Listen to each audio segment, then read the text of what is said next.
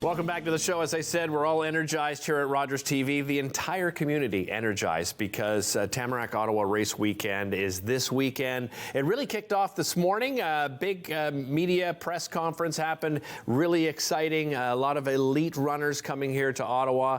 And we couldn't do it without our next guest because he joins us for our Rogers TV broadcast. We'll be broadcasting again Saturday evening and Sunday for the entire marathon. Jeff Walker, presenter, reporter, commentator, joining us back again. How are you, Rob? Yeah, very good. Delighted to be back, Derek. I mean, Ottawa is just a beautiful city to come and visit at any time of the year, let alone on Tamarack Race Weekend. Absolutely. Where did your passion for running come from, Rob? Well, it was funny, interesting listening to the athletes answering those questions from some of the school children at the press conference, and I know you were there. And I was fairly similar to Melindy, not as quick as Melindy, but I just loved the feeling of being in motion, and I still do to this day. I'm 48.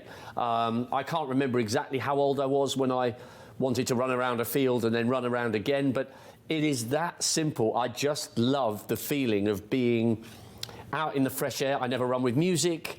I don't carry a phone. I just enjoy the environment that I'm in, and that led me to do athletics, track and field to a minor level at school, and then eventually led me through broadcasting to fulfill my passion for the sport by being a commentator. Yeah, you're talking about Melindy Elmore, who's one of the elite female athletes, and just for everybody at home, she was sort of describing when she ran, she felt like she was floating, right? And she went back to her father and she said, wow, do you feel like you're floating when you run, Dad? And he said, no, but I think you're onto something. You know, you've got something. Yeah, it was just an amazing story listening to all of them.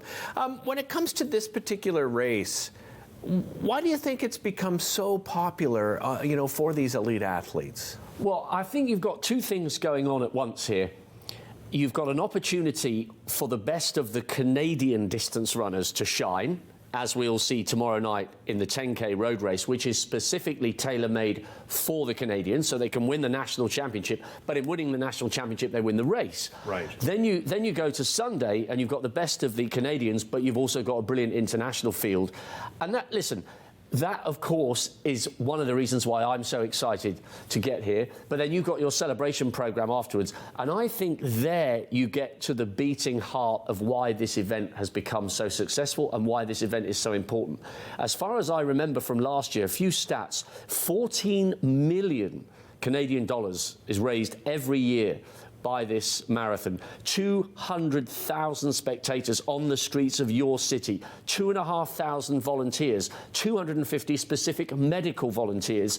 It seems to me that everybody comes together for this collective celebration of your character and your country. This event is a brilliant advert for Canada. Yeah, I couldn't agree more. Let's look at that Canadian championship. In that 10K, we heard from some of those elite athletes this morning. 4 in particular really stand out, but who stands out to you? People that are watching our coverage, who do they look for? Oh, listen, as far as the men's race is concerned, this is super, super exciting.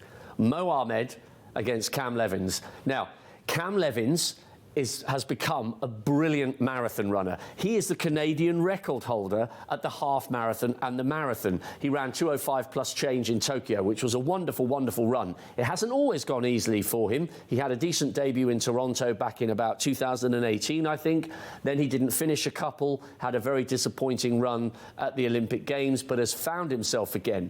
So you've got the guy who's the specialist at the half marathon and the marathon taking on Mo Ahmed, who's a double track global medalist, bronze and a silver, Worlds and the Olympic Games, over 5,000 meters, stepping up to 10K on the roads. They're meeting at the halfway point.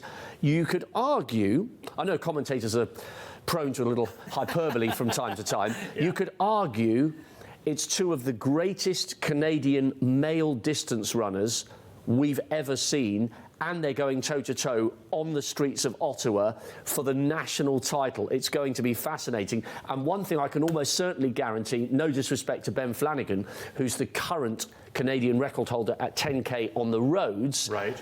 Ahmed has that record on the track. 25 laps of a track is a different layout to 6.25 miles on the roads.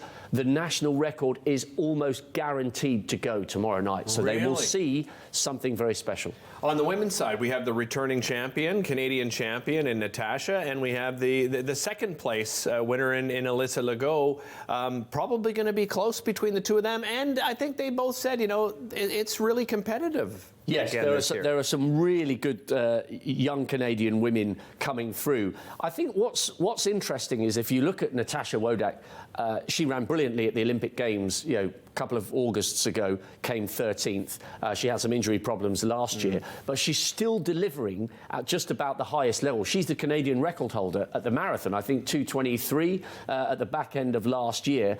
These women are rewriting the boundaries of what we thought was possible at a certain age. 25 years ago, we would have said that a former elite international athlete would have been past his or her prime at 41. What Wodak and Malindi are showing, Malindi obviously going in the marathon, what they're showing is that if they look after themselves with the right diet, with the right physio, with the right stretching routines, their reign can go on and on. But also, Natasha has said there are some interesting younger athletes who could come in and threaten their dominance. Yeah. So it's the old against the young. but listen, Wodak won't relinquish that title without a big fight. I've got less than 50 seconds here. Who's the favorite in the marathon on both men and women's side, do you think?